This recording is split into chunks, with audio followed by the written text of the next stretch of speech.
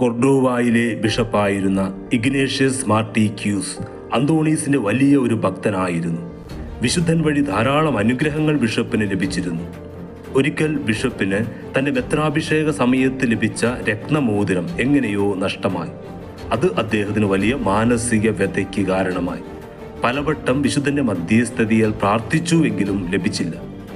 ഒരിക്കൽ ചില പ്രമുഖ വ്യക്തികളോടൊപ്പം അത്താഴം കഴിക്കുന്നതിനിടയിൽ സംഭാഷണ വിഷയം അന്തോണീസിന്റെ അത്ഭുത പ്രവർത്തനങ്ങളായിരുന്നു.